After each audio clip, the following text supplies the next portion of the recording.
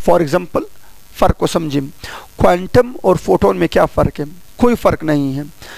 All the photons are quantum but all the quantums are not photon. ये बात सुन लें, all the photons are quantum, तमाम तर जो फोटोन है वो असल में क्वांटम है, मगर तमाम तर क्वांटम जो है वो फोटोन नहीं हो सकती।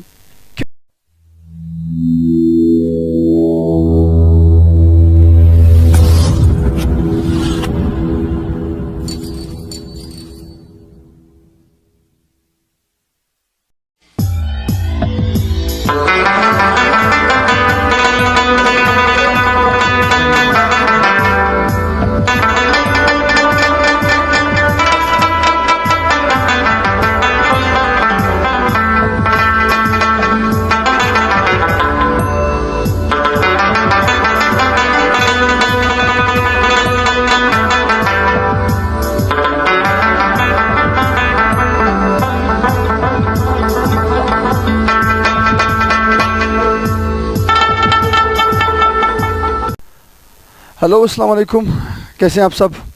उम्मीद करता हूँ आप लोग खुशबाश होंगे, आप लोगों की ज़िंदगी बेहतर होगी, बेहतर से भी ऊपर होगी, ऊपर से भी सुपर होगी। आज हम एक और लेक्चर डिस्कस करने जा रहे हैं, that is about the Planck's quantum theory, chapter number 2 atomic structure. Planck's quantum theory हम आज डिस्कस करने जा रहे हैं।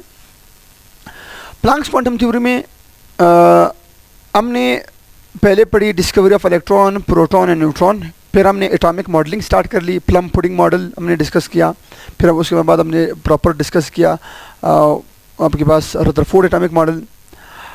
रदरफोर्ड एटॉमिक मॉडल की फेल्योर के बाद आज हम डिस्कस करने जा रहे हैं Planck's quantum theory.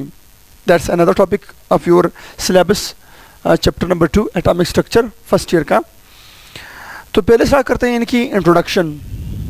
First of all we will start with introduction. पहले आपको इंट्रोडक्शन देना होगा एग्जाम में, पेपर में। So this Planck's quantum theory was given by what, by German physicist name was Planck, Max Planck in 1900। 1900 में एक German physicist है जिसका नाम था मैक्स प्लैंक, उसने ये थ्योरी इंट्रोड्यूस करवाई। इस थ्योरी को हम फिज़िक्स में ब्लैक बॉडी रेडिएशन के नाम से पढ़ते हैं। सेकेंड ईयर के मॉडर्न फिजिक्स में हम इसे ब्लैक बॉडी रेडिएशन के नाम से पढ़ते हैं, और यहाँ पर केमिस्ट्री में हम इसे फर्स्ट ईयर में पढ़ते हैं with the name of Planck's quantum theory. Clear है? He studied what he did, he studied the energy absorption और emission by a black body. उसने एनर्जी की एब्जॉर्प्शन की बात की कि एनर्जी एब्जॉर्ब होती है या इमिट होती है एक ब्लैक बॉडी से, तो वो कैसे इमिट होती है, कैसे एब्जॉर्ब होती है, किसने स्टडी किया? मैक्स प्लैंक ने। और उसने बकायदा एक थ्योरी दी जिसे हम बोलते हैं Planck's quantum theory. He got Nobel prize for this work. उसने अपने इस वर्क के लिए क्या किया? उसे नोबेल प्राइज भी मिला था। प्लैंक्स क्वांटम थ्योरी, ज़रा नाम पे फोकस कर ले। प्लैंक्स क्वांटम थ्योरी का मतलब क्या है? प्लैंक से मुराद साइंटिस्ट नेम, क्वांटम से मुराद स्मॉल एनर्जी पैकेट थ्योरी। तो प्लैंक्स ने एक स्मॉल एनर्जी पैकेट की थ्योरी दी, उसे हम बोलते हैं प्लैंक्स क्वांटम थ्योरी। और उसके पास्टुलेट क्या थे? उसके पास्टुलेट ये थे। Postulate number 1, the first postulate, the energy is emitted or absorbed by a black body in discontinuous manner.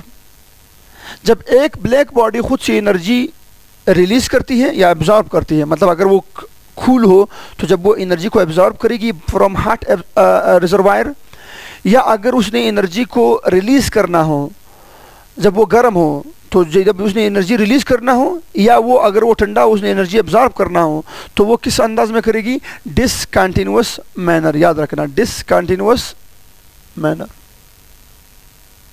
मगर रदरफोर्ड ने भी क्या बोला हुआ था? रदरफोर्ड ने बोला हुआ था कि कोई भी एटम जब एनर्जी रिलीज करती है तो वो in the form of continuous manner, वो कंटिन्यूअस मैनर में क्या कर रही थी? रिलीज कर रही थी, जो कि बिल्कुल गलत था। वो ब्लैक बॉडी रेडिएशन टॉपिक में प्लैंक्स क्वांटम थ्योरी ने क्या कर दिया? साबित कर दिया कि नहीं, एक एटम या एक मादा या एक मैटर या एक सब्सटेंस कभी भी एनर्जी को कंटिन्यूस फॉर्म में रिलीज या एब्जॉर्ब नहीं कर सकती। It will release the energy और absorb the energy in discontinuous manner. किस अंदाज में भैया? डिसकंटिन्यूअस मैनर में रिलीज करती हैं। अच्छा, डिसकंटिन्यूस से क्या मुराद था? अगर आप लोग थोड़ा सा तवज्जो दे दें, हमने उस वक्त बात की थी कि कोई एटम अगर हो वो एनर्जी रिलीज करता हो तो वो according to Rutherford atomic model वो कंटिन्यूसली एनर्जी क्या कर रहा था, रिलीज कर रहा था, कंटिन्यूसली एनर्जी जा रही थी, दरम्यान में कोई गैप नहीं आ रहा था। मगर नो, प्लैंक्स क्वांटम थ्योरी क्या कह रही है कि जब कोई बॉडी हार्ट हो, हार्ट बॉडी मैंने सपोज किया हुआ है, ये हार्ट बॉडी है, जब ये हार्ट बॉडी अपने आप से एनर्जी रिलीज करेगी तो वो कंटिन्यूस मैनर में नहीं बल्कि किस मैनर में, डिसकंटिन्यूस मैनर में। डिसकंटिन्यूस मैनर से क्या मुराद है? थोड़ी सी एनर्जी निकाली, स्मॉल पैकेट निकाला, फिर स्मॉल पैकेट निकाला, फिर कुछ वक्त के बाद फिर एक स्मॉल पैकेट निकाला। इस तरह से स्मॉल पैकेट्स ऑफ एनर्जी निकालती रहती हैं वन बाय वन। इसे हम बोलते हैं डिसकंटिन्यूस मैनर। क्या कहलाती है भैया? Discontinuous manner. अच्छा, पॉइंट नंबर 1 तो क्लियर हो गया कि एनर्जी रिलीज होती है या एब्जॉर्ब होती है in which form, in discontinuous manner. हो गई बात, कंटिन्यूस मैनर नहीं, डिसकंटिन्यूस। ठीक है जी। Second postulate, the energy is emitted or absorbed in the form of small packets. Energy जब रिलीज करती है कोई मादा या एब्जॉर्ब करती है तो वो स्मॉल एनर्जी पैकेट्स की फॉर्म में। ये देखिए स्मॉल एनर्जी पैकेट्स निकल रही है। स्मॉल एनर्जी पैकेट एक निकला, फिर स्मॉल एनर्जी पैकेट दूसरा निकला, फिर स्मॉल एनर्जी पैकेट तीसरा निकला, फिर स्मॉल एनर्जी पैकेट चौथा निकला। वन बाय वन निकलती जाएंगी, जिसे हम बोलते हैं डिसकंटिन्यूस मैनर। और इस डिसकंटिन्यूस मैनर में जो स्मॉल एनर्जी पैकेट्स निकल रही है, इन स्मॉल एनर्जी पैकेट्स को, these small energy packets are called as what? Quantum. उन्हें हम क्या बोलते हैं भैया? These small energy packets are called as quantum. हम इन्हें क्या बोलते हैं? और एक each small packet energy is called as quantum. इस हर एक एनर्जी के पैकेट को हम क्या बोलते हैं? क्वांटम बोलते हैं। everyone is called what? The quantum. So हम बोलेंगे this one is called quantum, this one is called another quantum, this one is called another quantum, this one is called another quantum, this one is called another quantum, and this one is called another quantum, and this one is called another quantum. So we can say that every energy packet, small energy packet, is called as quantum. हम इन्हें क्या बोलते हैं भैया? We called it as a quantum. ये हर एक energy packet क्या कहलाती है? क्वांटम कहलाती। ये भी एक क्वांटम है, ये भी एक क्वांटम है, ये भी एक क्वांटम है, ये भी एक क्वांटम है, ये भी एक क्वांटम है, ये भी एक क्वांटम है, और ये भी क्या है? एक क्वांटम है। और ये जो जा रही है अभी आपके पास क्या है? एक क्वांटम है। क्लियर है भैया? ठीक है जी, शाबाश। अच्छा, प्लूरल अगर देखा जाए, इसको जमा अगर बोला जाए तो हम बोलते हैं इसे quanta. So these are quantas. ये क्या आपके पास? These are quanta. ये मजमूई तौर पर हम इन्हें क्वांटा बोलते हैं। Singularly we can call it as a quantum. Clear है? The next, the third postulate. दो पास्टुलेट हो गए, तीसरे पास्टुलेट की तरफ चलते हैं। The quantum of visible light is called as photon. The quantum of visible light is called as photon. मतलब अगर आपके पास जो एनर्जी निकल रही है बॉडी से, अगर वो लाइट की सूरत में है, अगर वो रोशनी की सूरत में है, अगर वो नज़र आ रही है, अगर वो विजिबल लाइट के रीजन की है, अगर वो विजिबल लाइट का क्वांटम है, तो उस विजिबल लाइट के क्वांटम को फिर हम नाम देते हैं फोटोन। क्या नाम देते हैं भैया? फोटोन का नाम देते हैं। फॉर एग्जाम्पल, फ़र्क को समझिए, क्वांटम और फोटोन में क्या फ़र्क है? कोई फ़र्क नहीं है। All the photons are quantum but all the quantums are not photon. ये बात सुन लें, all the photons are quantum. तमाम तर जो फोटोन है वो असल में क्वांटम है, मगर तमाम तर क्वांटम जो है वो फोटोन नहीं हो सकती, क्योंकि फोटोन जो है वो सिर्फ किस कैटेगरी को बोलते हैं? विजिबल लाइट वाले को। कौन सा भैया? विजिबल लाइट के क्वांटम को, विजिबल लाइट की एनर्जी पैकेट को, विजिबल लाइट के स्मॉल एनर्जी पैकेट को हम नाम देते हैं फोटोन। क्या नाम देते हैं भैया? We call it as a photon. हम इसे फोटोन का नाम देते हैं। अब फर्क क्या है क्वांटम और फोटोन में? जरा अल्फाज को गौर कीजिए। मेरी बॉडी से इस वक्त निकल रही है आईआर रेडिएशंस, मेरी बॉडी से इस वक्त निकल रही है एनर्जी, निकल रही है in the form of heat, in the form of energy. ये एनर्जी हमारे बॉडी से निकल रही है, ये भी एनर्जी इलेक्ट्रोमैग्नेटिक रेडिएशन है, निकल रही मेरी बॉडी से।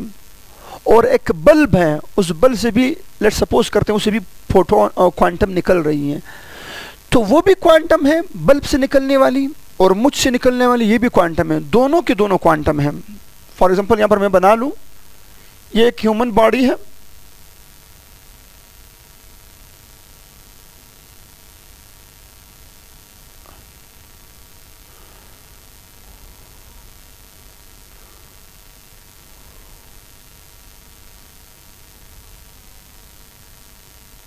एक ह्यूमन बॉडी है, क्लियर है भैया। इस ह्यूमन बॉडी से क्या हो रही है, एनर्जी निकल रही है, क्वांटम्स निकल रही हैं, एनर्जी स्मॉल पैकेट निकल रही, सपोज कर रहे हैं। और एक बल्ब में उठा रहा हूं, एक बल्ब है या सन है,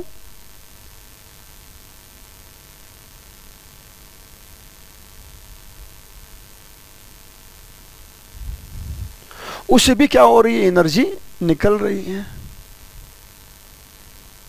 एनर्जी क्या हो रही है, एनर्जी निकल रही है। आप यकीन मानिए ये दोनों जो चाहे ह्यूमन बॉडी से, मेरी बॉडी से है, चाहे बल्ब से निकलने वाली क्वांटम्स जो छोटे छोटे एनर्जी पैकेट्स अगर निकल रही हैं, तो हम उन दोनों को नाम देते हैं क्वांटम्स। क्या नाम देते हैं, quantums. These both are called as quantums. अल्फाज को गौर कीजिए, these both are called as quantum. But इनमें से जो मेरी बॉडी से निकलने वाली क्वांटम है वो हमें नजर नहीं आती, हमें नजर नहीं आ रही। We are looking but there is no any radiation which we are seeing or watching. But अगर हम बात कर ले बल्ब की, तो बल्ब में ऐसा है कि बल्ब में जो क्वांटाज निकल रही है, जो फोटोन जो क्वांटाज निकल रही है, वो क्वांटाज हमें नजर आ रही हैं। यस, विजिबल लाइट है, हमें सब कुछ उन्हीं की बदौलत नजर आ रहा है। इससे मुराद ये उनकी बदौलत नजर आ रहा है, बल्ब की ही बदौलत नजर आ रहा है। मैं आप लोगों को बल्ब की बदौलत ही नजर आ रहा हूँ, जो बल्ब की रेडिएशन आ रही है इनकी बदौलत ही नजर आ रहा हूँ। सो इससे मुराद ये मुझे विजिबल बना रही है, इसे बोलते हैं विजिबल लाइट। अब विजिबल लाइट, रोशनी वाली जो लाइट की जो क्वांटम्स होती है, जो एनर्जी पैकेट होती है, they are called as photon. क्या बोलते हैं भैया, फोटोन। उसे हम क्वांटम भी बोलते हैं, मगर चूंकि वो क्वांटम किसके क्वांटम है, वो विजिबल लाइट के क्वांटम है, इस वजह से हम उसे बोलते हैं फोटॉन्स। मगर मेरी बॉडी से निकलने वाली रेडिएशन को हम फोटोन हरगिज नहीं बोल सकते, वो जस्ट क्वांटम है, फोटोन नहीं है। और बल्ब से निकलने वाली एनर्जी क्वांटम भी है, फोटोन भी है। शाबाश।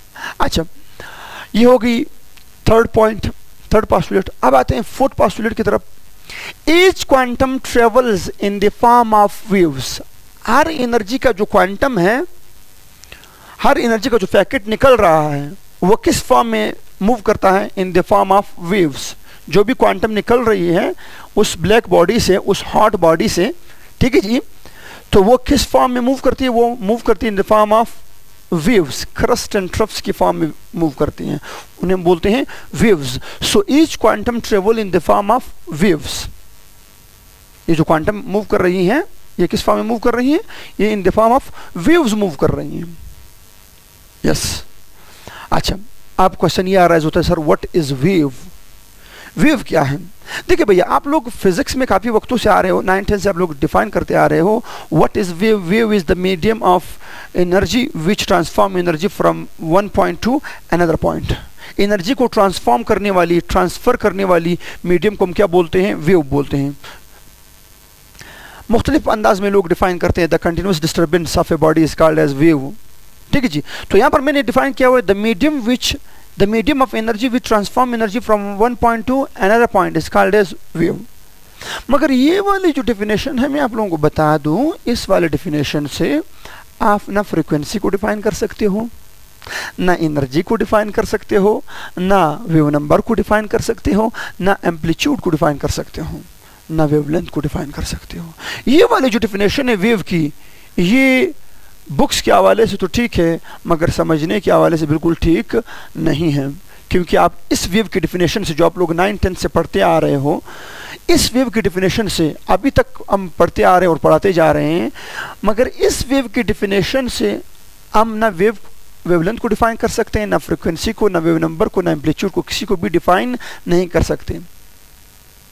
ये सिर्फ बुक क्या तक सही है, मगर अंडरस्टैंडिंग किया तक ये बिल्कुल सही नहीं है।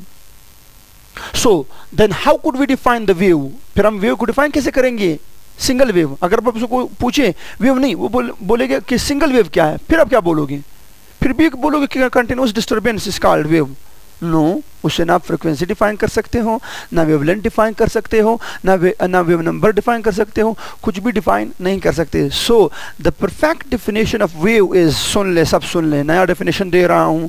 द क्रस्ट, क्रस्ट, क्रस्ट, अभी मैं डायग्राम बनाऊंगा। एक क्रस्ट और एक ट्रफ को हम कलेक्टिवली क्या बोलते हैं? One wave. A crest and our trough are collectively called as one wave. एक क्रस्ट और एक ट्रफ, एक क्रस्ट और एक ट्रफ को हम कलेक्टिवली क्या बोलते हैं? वन वेव बोलते हैं। आ क्रस्ट, ये एक क्रस्ट है और ये एक ट्रफ है, इन दोनों यहां से लेकर यहां तक हम इसे क्या बोलते हैं? ये एक वेव है। This is called what? This is called one wave. So let's understand it with diagram. What is wave? Wave है क्या?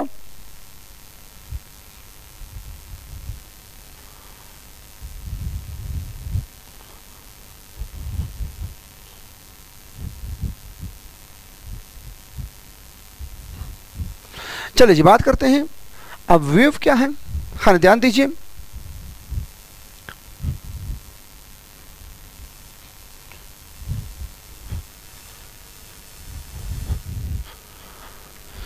छोटे भैया वेव जो है, एक क्रस्ट, हम इसे बोलते हैं क्रस्ट, ये मीन लाइन है, ये मीन लाइन है। एक क्रस्ट और एक ट्रफ को हम कलेक्टिवली क्या बोलते हैं? One wave. This is called what? This is called one wave. A wave, this is a single wave. ये इसका crust है, this is the what? This is the crust and this lower part is called the trough.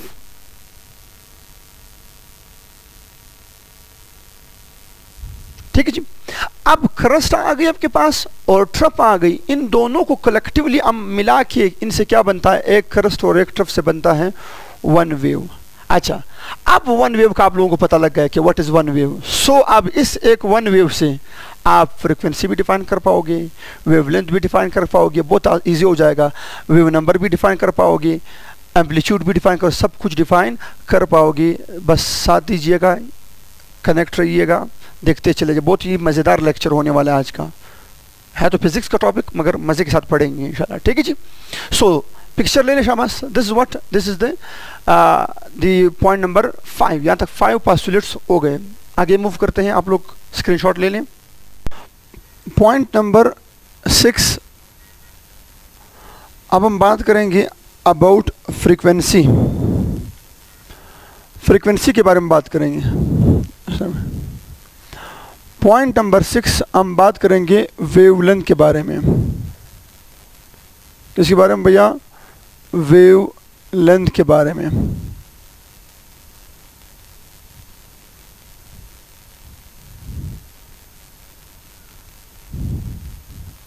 What is wave length? जाहिर सी बात है, जो wave जा रही है, जो क्वांटम जा रही है वेव की फॉर्म में, उसका जाहिर सी बात है कोई वेवलेंथ भी तो होगा ना। What is wave length? देखिए भैया, पुरानी रटी रटाए डेफिनेशंस को हम फॉलो नहीं करेंगे, हम सिंपल बात करेंगे wave length. Wave length, the length of one wave. One wave क्या था? एक क्रस्ट और एक ट्रफ को मिला के हम क्या बना रहे थे? एक वेव बना रहे थे। और उसका जो लेंथ होगा उसे हम क्या बोलेंगे? वेव लेंथ बोलेंगे। तो लिख लें, the length of one wave, the what?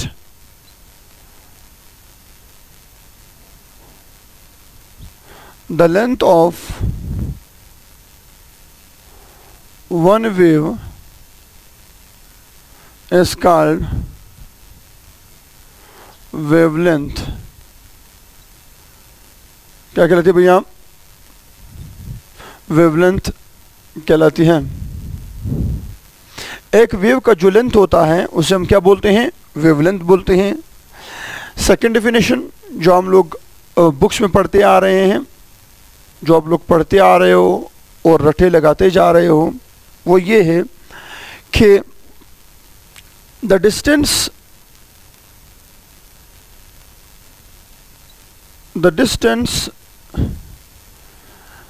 between two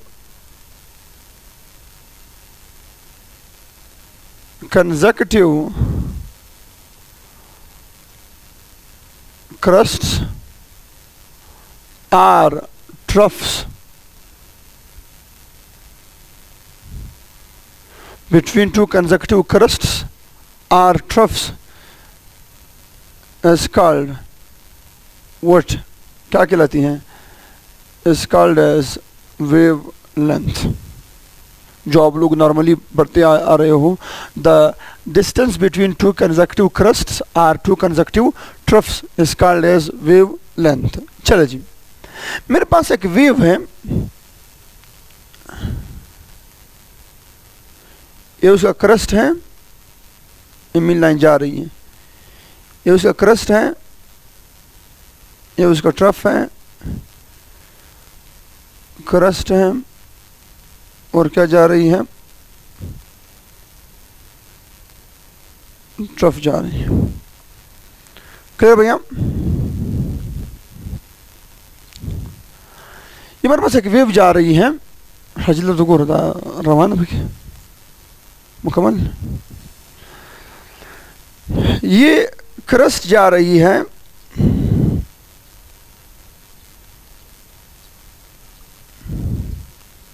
ये ट्रफ है, ये क्रस्ट है, ये ट्रफ है, ये क्रस्ट है।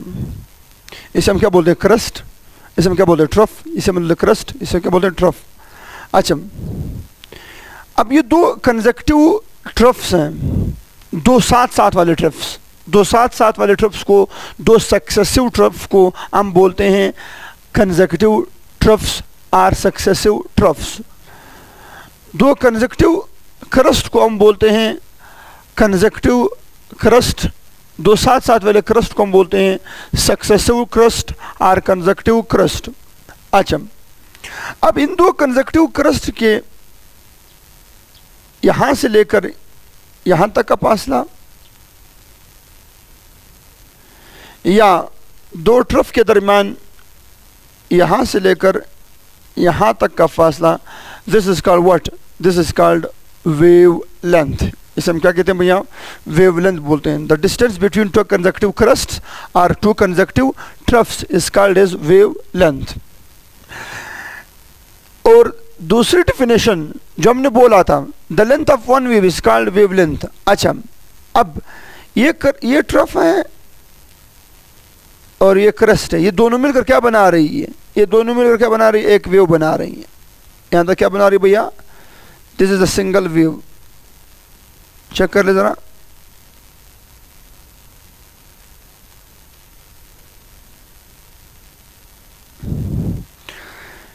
ये एक ट्रफ है और एक क्रस्ट है, दोनों मिलकर क्या बना रही थी? ऊपर हमने पढ़ा कि ये बना रही थी वेव लेंथ।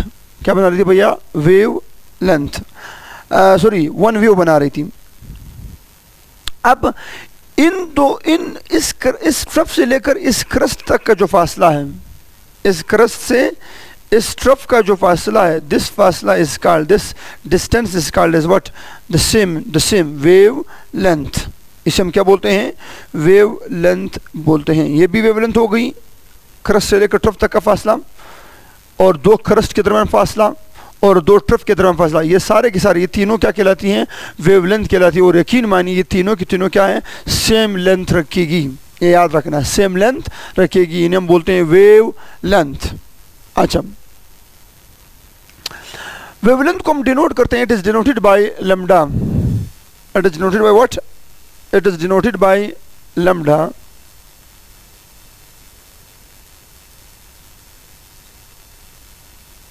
वेवलेंथ को हम डिनोट करते हैं लैम्ब्डा से। It is denoted by lambda and lambda sign is like this, this called lambda, इसे हम लैम्ब्डा बोलते हैं। एंड लैम्ब्डा का जो यूनिट है, जाहिर सी बात है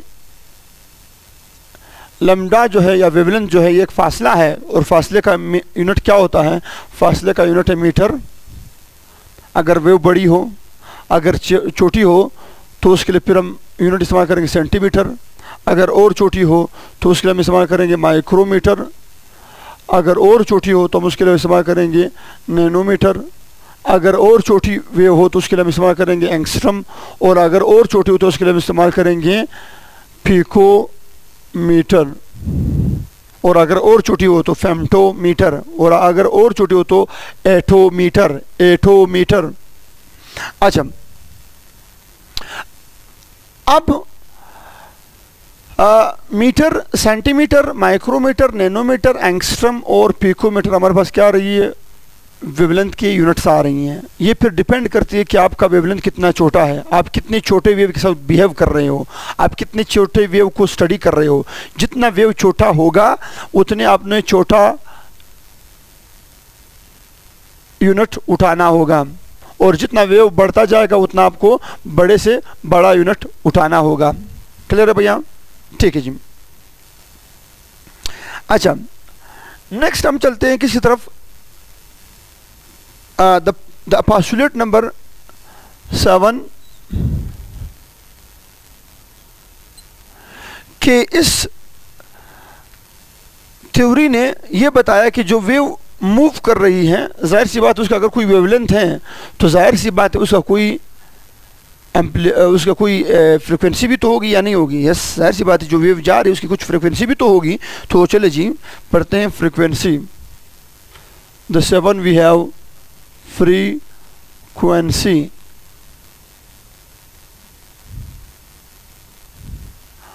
what is frequency?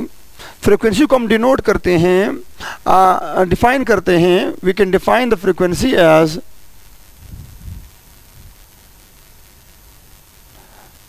the number of waves passing through a point, through a fixed point, या through a point in 1 second or in unit time, in 1 second or unit time is called frequency। और in second way हम दूसरे अंदाज में ऐसे भी define करते हैं वेव को, फ्रिक्वेंसी को हम ऐसे भी डिफाइन करते हैं फ्रिक्वेंसी को कि frequency is the what? Is the number of waves, the what? The number of waves are the number of cycles are the number of vibrations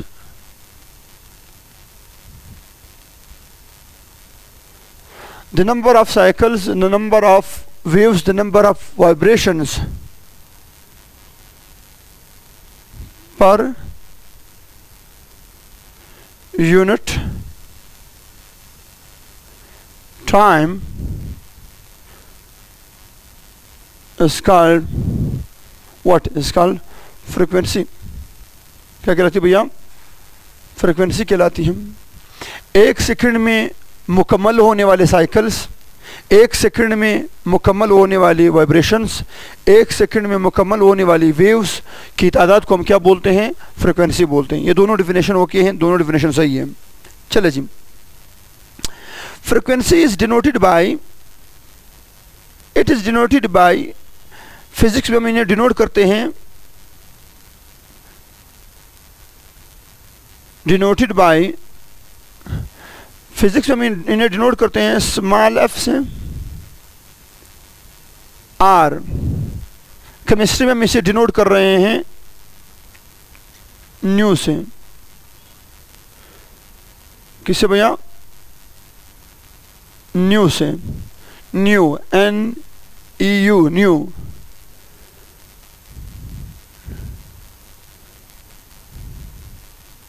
new से, ठीक है जी। स्मॉल f और न्यू, आपकी मर्जी जो आप लोग लिखना चाहो, मसला नहीं है, ठीक है जी। अच्छा, अब we can say frequency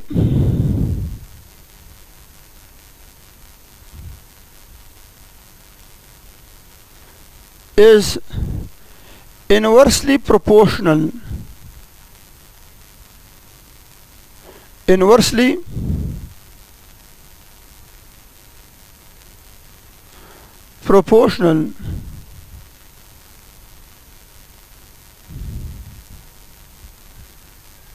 to the what?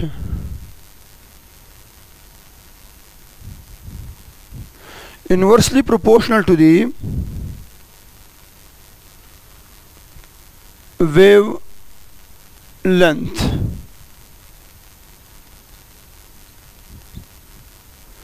क्या भैया? Frequency is inversely proportional to the wavelength. Frequency जो है वो वेवलेंथ की इनवर्सली प्रोपोर्शनल है। हम किस तरह लिखते हैं? We can write as nu is inversely proportional to the lambda. ठीक है, बिल्कुल सही है, nu is inversely proportional to the lambda.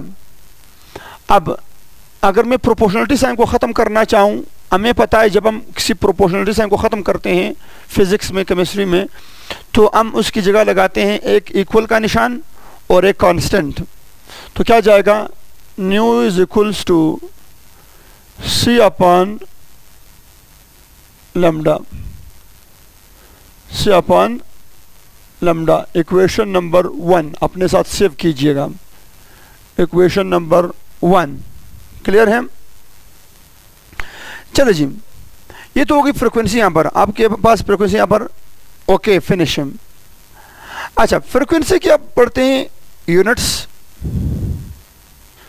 Frequency के यूनिट्स क्या हैं? फ्रीक्वेंसी की यूनिट्स है हमारे पास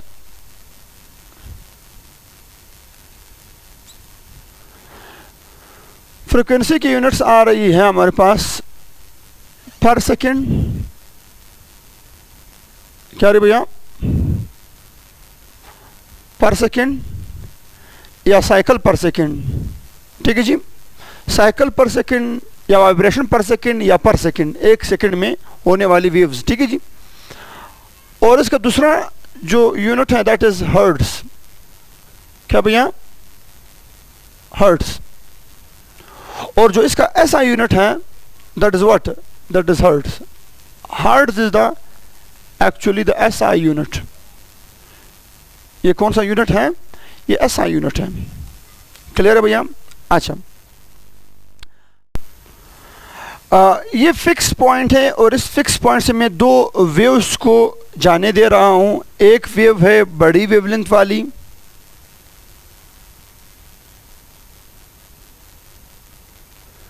इसका वेवलेंथ बड़ा है, और नीचे वाले का वेवलेंथ क्या है?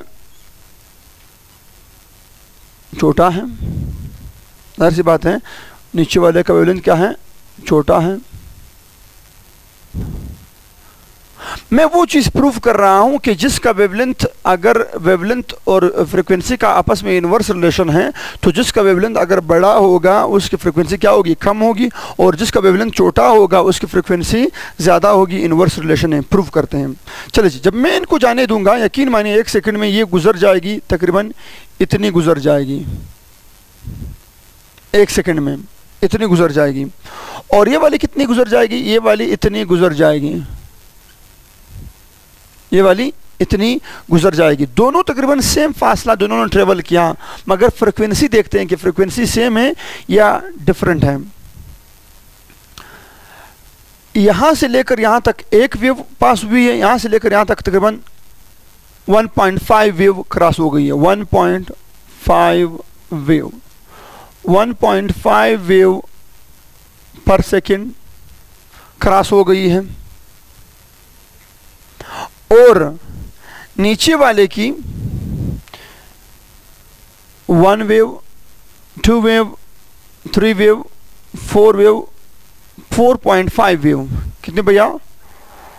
4.5 वेव्स पर सेकंड पास हो गई है। तो बताएं किस वाले की फ्रीक्वेंसी ज़्यादा है? जाहिर सी बात है जिसकी ज़्यादा वेव्स गुजर गई हैं, जिसके ज़्यादा वेव्स गुजर गई हों उसकी फ्रीक्वेंसी क्या होगी? ज़्यादा होगी। और जिसके कम वेव गुजर गई उसकी फ्रीक्वेंसी क्या है? कम है। अब जरा चेक कर लें, जिसका वेवलेंथ बड़ा है, जिसका वेवलेंथ, जिस वेव की वेवलेंथ बड़ी है उसकी फ्रीक्वेंसी क्या आ रही है? कम आ रही है। चेक कर लें, उसकी फ्रीक्वेंसी क्या आ रही है? कम आ रही है। और जिसका वेवलेंथ छोटा है, जिसका वेवलेंथ क्या है? छोटा है, तो उसकी फ्रीक्वेंसी क्या आ रही है? ज़्यादा आ रही है। चेक कर लें, खुद आप चेक कर सकते हैं। तो हिंस वो चीज़ प्रूव हो गई कि वेवलेंथ और फ्रीक्वेंसी आपस में क्या है? इनवर्स प्रोपोर्शन है, इनवर्स ताल्लुक़ रखती हैं। क्लियर है यहाँ तक? चले जी, अब इसके बाद स्टार्ट करते हैं वेव नंबर को, वेव नंबर पढ़ते हैं।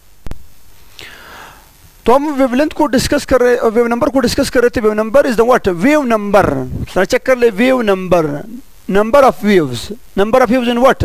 लिख ले, the number of waves present in unit length. एक खास फासले में, एक यूनिट लेंथ में, यूनिट लेंथ मतलब मीटर में भी हो सकते हैं, सेंटीमीटर में भी हो सकते हैं, आपके पास फुट में भी हो सकती है, इंच में भी हो सकती है। 1 इंच में कितनी वेव्स आ रही हैं, एक खास फासले में कितनी वेव्स आ रही है, उसे हम बोलते हैं वेव नंबर।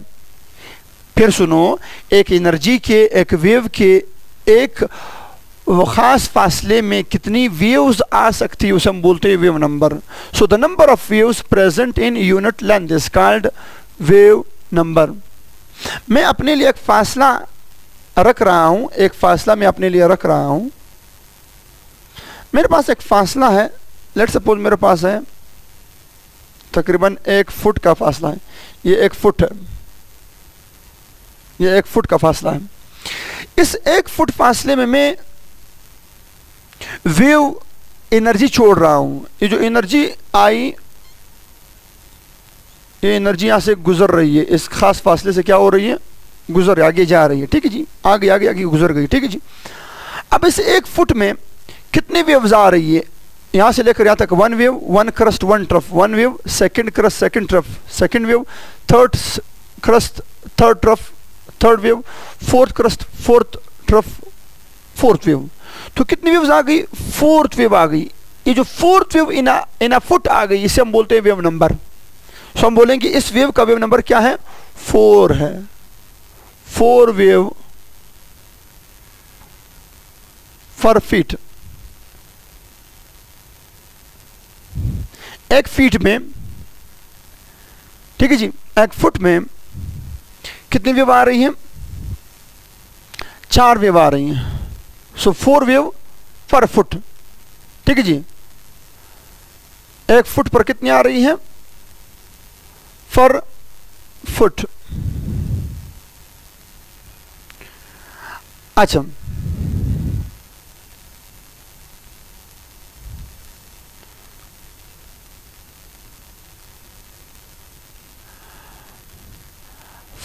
फोर वेव पर फीट। 1 फीट पर कितनी आ रही है? 1 फीट पर आ रही है 4 वेव्स। तो इसे हम बोलते हैं वेव नंबर। ये क्या हो गया? इसका वेव नंबर हो गया। किसका? इस वेव का वेव नंबर 4 है। क्लियर है? इसे बोलते हैं वेव नंबर। आसान है। अच्छा, आगे मूव करते हैं। Wave number is denoted by, it is denoted by, it is denoted by nu bar, जिसे वही फ्रिक्वेंसी वाला डिनोशन है इसका, न्यू, और इसके ऊपर क्या आ रही है? बार। तो इसे बोलते हैं न्यू बार। ठीक है जी। बार स्टैंड फॉर डिस्टेंस। इस फासले के लिए इन्होंने क्या दिया हुआ है? बार दिया हुआ है। सो हम मुझे बोलेंगे न्यू बार। अच्छा, न्यू बार की यूनिट्स क्या हैं? यूनिट्स पर जाने से पहले मैं एक सेंटेंस लिखूंगा, वो सेंटेंस हमें हेल्प देगी। हम लिख सकते हैं कि nu bar is the reciprocal of, inversely proportional नहीं, reciprocal of wavelength. Reciprocal, wave number is the reciprocal of wavelength. जितना वेवलेंथ बड़ा होगा उतने वेव्स क्या आएंगी? कम आएंगी। और जितना वेवलेंथ क्या होगा, छोटा होगा, उतनी वेव्स क्या आएंगी, ज़्यादा आएंगी. So we can say wave number is the reciprocal of wavelength. मतलब इन दोनों का आपस में इनवर्स रिलेशन है. ठीक है जी. अच्छा, अब इसको प्रूफ करते हैं. कैसे? मैं एक फुट का फासला ले रहा हूं. इस फुट के फासले में मैं दो वेव्स को जाने दे रहा हूं. दो वेव्स को मैं जाने दे रहा हूं. एक वेव आ रही है, ये वेव आ रही है, गुजर रही है. 1 फुट में इतनी वेव्स आ गई इस वेव के. दूसरे वेव को मैं जाने दे रहा हूं, उसके इतने वेव्स गुजर गई. अच्छा, इसका यहां से लेकर यहां तक का फासला is called what? Is called wave length. इसे हम क्या बोलते हैं? वेवलेंथ. और इसका यहां से लेकर यहां तक का फासला क्या कहलाती है? वेवलेंथ. नीचे वाले का वेवलेंथ बड़ा है और ऊपर वाले का वेवलेंथ क्या है? छोटा है. जिसका वेवलेंथ छोटा होगा, अभी हमने पढ़ा, जिसका वेवलेंथ क्या होगा? छोटा होगा, उसकी वेव नंबर क्या आएगी? ज्यादा आएगी. ज्यादा वेव्स आएंगे, जाहिर सी बात है. इसके कितने आ रहे हैं अभी देखते हैं. 1 wave, 2 wave, 3 wave, 4 wave, 5 wave, 6 wave, 7 waves, 8 waves, 9 waves, 10 waves, 11 waves. ऊपर वाले क्या आ गए? 11 वेव्स पर फुट या पर फीट. 11 वेव्स पर फीट, 1 फीट के ऊपर. और नीचे वाले क्या आ गए? 1 वेव, 2 वेव, 3 वेव, 4 वेव. ऊपर वाले क्या आ गए? 4 waves on a single feet. तो जिसका वेवलेंथ बड़ा है उसकी वेव नंबर क्या आ रही है? कम आ रही है. आप लोग चेक कर सकते हैं. और जिसका वेवलेंथ छोटा है उसकी वेव नंबर क्या आ रही है? ज्यादा आ रही कि नहीं आ रही? सो ये है द इनवर्स रिलेशन या the reciprocal relation between what? Between the wave number and wavelength. Clear है? अच्छा, अब मजीद वो लिखते हैं, आपकी बुक में मजीद लिखा हुआ है कि frequency is directly proportional to the what? To the wavelength, wave number. Frequency is directly proportional to the wave number. Frequency जो है वो वेव नंबर के डायरेक्टली प्रोपोर्शनल है. सही है? अच्छा, अब अगर मैं प्रोपोर्शनल साइन को खत्म करूं तो क्या जाएगा? Frequency is equal to c nu bar आ जाएगी. अब हमें क्या चाहिए? न्यू बार चाहिए, वेव नंबर चाहिए. तो हम वेव नंबर को बाहर लिख देंगे और ये यहां पर आ जाएगी. तो क्या हो जाएगी? न्यू डिवाइडेड बाय सी. ये आ गई आपके पास इक्वेशन नंबर 2. ये क्या आ गई भैया? Equation number 2. इक्वेशन नंबर 1 वहां पे आ गई थी और इक्वेशन नंबर 2 यहां पे आ गई. इक्वेशन नंबर 1 फ्रीक्वेंसी वाली और इक्वेशन नंबर 2 वेव नंबर वाली. क्लियर है? अच्छा, अब ये रिलेशन है किसके दरमियान? फ्रीक्वेंसी और वेव नंबर के दरमियान. मतलब वेव नंबर और फ्रीक्वेंसी आपस में डायरेक्टली प्रोपोर्शनल है. हाँ, नजर सी बात है. जिसका वेवलेंथ छोटा था उसकी फ्रीक्वेंसी भी ज्यादा थी और वेव नंबर भी ज्यादा है. चेक कर लें. और जिसका वेवलेंथ बड़ा है उसका वेव नंबर भी छोटा है और फ्रीक्वेंसी भी क्या थी? छोटी थी. इससे मुराद है कि फ्रीक्वेंसी और वेव नंबर का आपस में कौन सा रिलेशन है? डायरेक्ट रिलेशन है. जितनी फ्रीक्वेंसी ज्यादा उतना वेव नंबर ज्यादा, जितनी फ्रीक्वेंसी कम उतना वेव नंबर कम. क्लियर है? चलिए जी. अच्छा, अब लिखते हैं यूनिट्स. यूनिट्स क्या है वेव नंबर की? वेव नंबर के हमारे पास यूनिट्स क्या आ रही हैं? What are the units of wave number?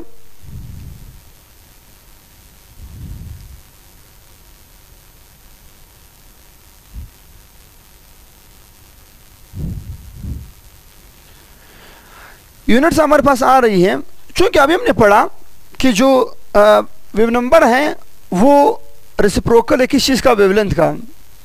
Wavelength का यूनिट क्या है? मीटर है, सेंटीमीटर है, माइक्रोमीटर है, नैनोमीटर है. अगर मैं इनको ऊपर ले जाऊं तो क्या जाएगी? पर मीटर. यहीं से निकाल दे, यहीं से. अगर इसको मैं ऊपर ले आऊं तो क्या हो जाएगा? पर मीटर. पर सेंटीमीटर, पर नैनोमीटर, पर एंगस्ट्रम, पर पिकोमीटर। जिसमें मर्जी है आप उसको ले सकते हैं। जितनी वेव छोटी होगी आप उसका जो वेव नंबर निकालेंगे वो उतने कम यूनिट्स में निकालेंगे। तो ये उसकी यूनिट्स आ गई हो, ये बड़ी यूनिट है और ये छोटी छोटी छोटी और छोटी चली जाएगी। ठीक है जी। अच्छा, चूंकि 1 मीटर में जितने वेव्स आ रही थी उसको हम क्या बोल रहे थे, वेव नंबर बोल रहे थे। तो ये है एक खास फासले में आने वाली वेव्स पर मीटर, अब पर सेकंड की बात नहीं है, अब पर मीटर की बात है। तो पर मीटर, 1 मीटर में आने वाली वेव्स की तादाद को हम क्या बोलते हैं, वेव नंबर बोलते हैं। ये उसका यूनिट है पर मीटर, पर सेंटीमीटर, पर नैनोमीटर, पर एंगस्ट्रम, पर पिकोमीटर। क्लियर है?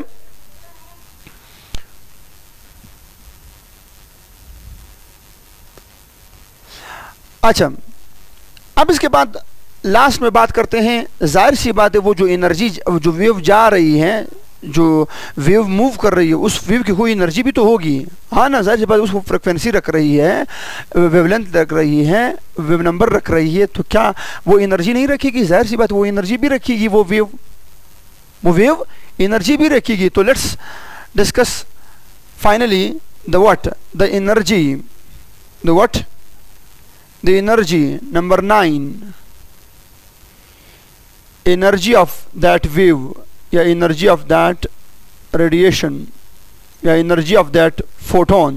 वो फोटोन या वो जो क्वांटम जा रही है, वो जो क्वांटम जा रही है उसकी क्या है, उस क्वांटम की अपनी एक एनर्जी भी तो होगी कि नहीं होगी? जाहिर सी बात है, जब उसका वेवलेंथ है, जब उसकी फ्रिक्वेंसी है, जब उसकी वेव नंबर है, तो उसका एनर्जी भी तो होगी या नहीं होगी? जाहिर सी बात है। So we can say finally जो एनर्जी है उसको हम डिनोट करते हैं किसी से, वो जो फोटोन की एनर्जी उसको हम बोलते हैं डेल एच। डेल एच क्यों बोलते हैं, बोर मॉडल में हम बताएंगे why we are calling it as del H. तो del H is directly proportional to the what, to the frequency of photon. जितनी फोटोन की फ्रिक्वेंसी ज़्यादा उतनी एनर्जी ज़्यादा, क्योंकि आप लोग फिजिक्स में जानते हो कि जो एनर्जी है वो उसका फ्रिक्वेंसी के साथ डायरेक्ट रिलेशन है। तो जो फोटोन की एनर्जी है उसे हम डेल एच बोलते हैं। तो del H of the photon की या फ्रिक्वेंसी, क्वांटम की जो एनर्जी है वो directly proportional to the what, to the frequency है। जितनी फ्रिक्वेंसी ज़्यादा उतनी एनर्जी ज़्यादा, जितनी फ्रिक्वेंसी कम उतनी एनर्जी कम। सो इस प्रोपोर्शनलिटी साइन को ख़त्म करने के लिए हम यहाँ पर क्या लगवा लेंगे, एक कांस्टेंट लगवा लेंगे। So we can write as del E is equals to H nu. This is called the Planck's quantum equation. This is called the Planck's quantum equation. Equation number 3 जो हमारी डिस्कशन की आ रही है, this equation is called Planck's quantum equation. But याद रखना, this Planck's quantum जो equation shows the relationship between energy and frequency. याद रखना, प्लैंक्स क्वांटम इक्वेशन की और भी इक्वेशन है, ठीक है जी, एनर्जी की और भी इक्वेशन है, वो भी मैं लाऊंगा। मगर ये वाली जो इक्वेशन ये क्या ज़ाहिर कर रही है, ये एनर्जी और फ्रिक्वेंसी के दरमियान ताल्लुक शो कर रही है। Del E is equal to H nu. ठीक है जी। अच्छा, अब अगर मुझे पता है, एज वी नो, अभी हमने पढ़ा कि nu is equal to c nu bar. पढ़ी कि नहीं पढ़ी? यस, ये वाली पास इक्वेशन आ रही कि नहीं आ रही? So put this nu value into this equation, we get the del H, del E is equal to h c nu bar. आ रही है? ये भी आपके पास क्या कहलाती है? It is also called the Planck's quantum equation. ये भी एनर्जी का ही इक्वेशन है, उस क्वांटम, उस फोटोन की एनर्जी का इक्वेशन है, but in terms of wave number. तो ये रिलेशन किसके दरमियान है? एनर्जी और वेव नंबर के दरमियान ताल्लुक शो कर रही है कि जितना वेव नंबर ज़्यादा होगा एनर्जी ज़्यादा होगी, जितना वेव नंबर कम होगा एनर्जी क्या होगी? कम होगी। यस, इससे मुराद है कि एनर्जी और वेव नंबर का भी आपस में डायरेक्ट रिलेशन है, जिस तरह फ्रिक्वेंसी और एनर्जी का आपस में डायरेक्ट रिलेशन था। होगी बात? अच्छा, अब हम जानते हैं, अभी हमने पढ़ा प्रीवियस, यहाँ पर हमने पढ़ा कि wave number is reciprocal to the wavelength, ऐसा है क्या? नहीं है। हम जानते हैं wave number is reciprocal to the wavelength, reciprocal है। अब इस वैल्यू को ऊपर वाले इक्वेशन में पुट कर ले, इक्वेशन नंबर 4 में पुट कर लें। इक्वेशन क्या आ रही है? इक्वेशन नंबर 4 आ रही है, इक्वेशन नंबर 4 आ रही है। तो क्या जाएगा? Del E is equals to HC upon lambda, HC upon lambda. Equation number 5 आ गई। क्या आ गई भैया? Equation number 5। ये इक्वेशन नंबर 5 भी क्या है? प्लैंक्स क्वांटम इक्वेशन है। क्या है भैया? प्लैंक्स क्वांटम इक्वेशन ही है ये। मगर ये प्लैंक्स क्वांटम इक्वेशन किस टर्म्स में है? एनर्जी का रिलेशन है किसके साथ? वेवलेंथ के साथ। एनर्जी का रिलेशन है किसके साथ? एनर्जी का रिलेशन है वेवलेंथ के साथ। तो इससे मुराद है कि इनवर्स रिलेशन है। अगर वेवलेंथ बड़ा तो एनर्जी कम, और अगर वेवलेंथ छोटा तो एनर्जी क्या है? एनर्जी ज़्यादा होगी। सो ये तीनों याद रखना, equation number 3, equation number 4, equation number 5, these all are the Planck's quantum equation but in different terms, in terms of frequency, in terms of wavelength, in terms of wave number। Kindly इसका picture ले लें, and that's it for the Planck's quantum theory. और यहाँ पर आके आप लोगों की प्लैंक्स क्वांटम थ्योरी जो है वो मुकम्मल तौर पर फिनिश हो गई। और हमने ये प्रूव किया कि जब एक बॉडी अपने आप से एनर्जी निकालती है तो वो कंटिन्यूस या डिसकंटिन्यूस में निकालती है, नंबर 1। और उससे जो एनर्जी निकल रही है उसकी एनर्जी किस किन चीज़ों पर डिपेंड करती है? फ्रीक्वेंसी पर डिपेंड करती है, वेव नंबर पर और वेवलेंथ पर डिपेंड करती है। फिर हमने वेवलेंथ भी पढ़ा, फ्रीक्वेंसी भी पढ़ी और वेव नंबर भी पढ़ी, सब कुछ हमने पढ़ लिया। और यहाँ पर आप लोगों के पास आप लोगों की प्लैंक्स क्वांटम थ्योरी फिनिश हो गई। हमारे साथ रहिएगा, stay tuned with us for next lectures, for more lectures। इंशाल्लाह हम मज़ीद लेक्चर भी लाते जाएंगे। आप लोगों की दुआओं का, आप लोगों की मोहब्बतों का शुक्रिया। अफ्तारी का टाइम है, मैंने भी अफ्तारी करनी है। आप लोग अपना बहुत सारा ख्याल रखिएगा, दुआ में याद रखिएगा। अल्लाह हाफिज़, द खुदाए पामान।